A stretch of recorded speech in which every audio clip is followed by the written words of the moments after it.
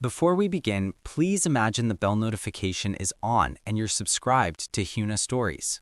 The message came in at exactly 11:47 p.m. Are you okay?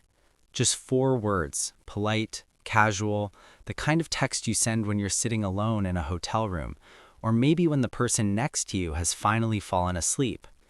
I stared at the screen while the ceiling fan above me pushed warm air around in lazy circles. Her side of the bed was still perfectly made. She had left that morning in a rush.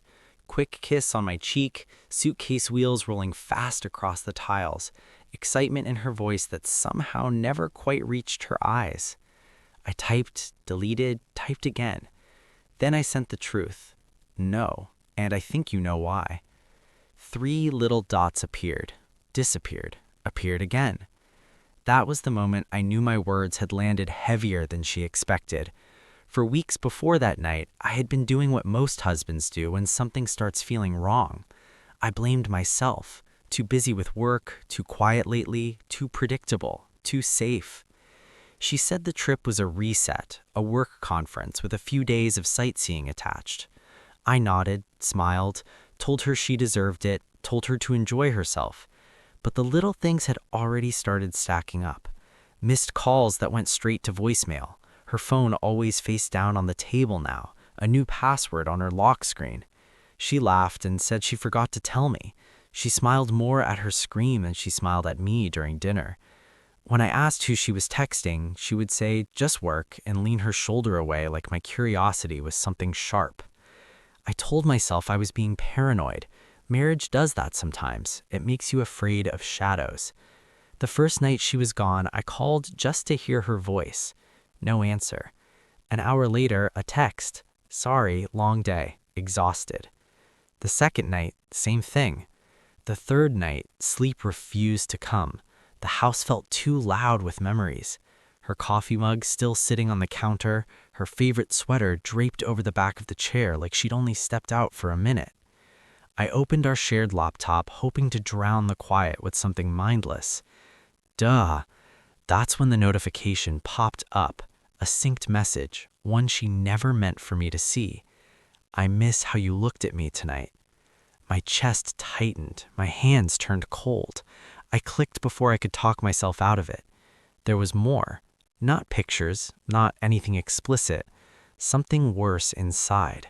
Jokes that weren't ours, gentle teasing, memories of small moments they'd already shared, soft plans tucked between the lines, future coffees, future evenings, future... I didn't scream, I didn't cry. I just sat there in the dark, feeling something old and solid inside me quietly crack. When her message finally arrived, "Are you okay?" it almost felt cruel, as if she could sense the exact second I had found out and wanted to check how much damage had been done. Her reply came quickly after my honest answer. "What do you mean?" I could have lied, I could have pretended, but some part of me was finished protecting her comfort. I wrote back, "I saw the messages. You don't have to explain right now. I just needed you to know I'm not blind."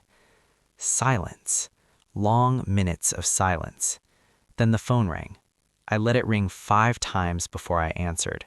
Her voice was small, almost childlike. "It's not what you think." I almost laughed. Instead, I said very quietly, "Then tell me what it is." Words came tumbling out, excuses stitched together with guilt. She said she felt lonely, confused that it just happened. She swore nothing physical had happened yet. That little word "yet" cut deeper than any full confession ever could. I told her about the nights I waited for her calls, about how I defended her to my own doubts, about how trust doesn't break with a loud crash. It erodes slowly, quietly, until one day there's nothing left solid enough to stand on. She cried. I believed her tears were real. That didn't make it hurt any less. "I don't know who I am anymore," she whispered. I answered softly, "I do. You're someone who made a choice." 2 days later, she came home. We sat at the kitchen table, the same table where we once planned vacations, argued about paint colors, held hands through bad news. She wanted another chance. I wanted the past back. Neither of us got what we wanted. We talked for hours, sometimes calm, sometimes broken. In the end, I didn't leave in anger.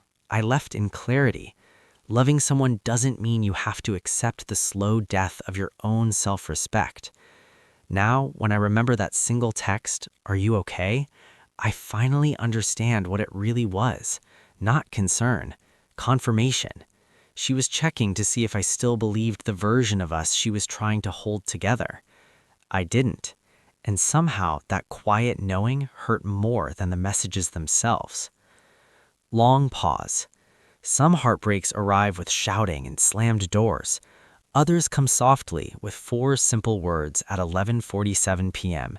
and the sound of something inside you finally giving way.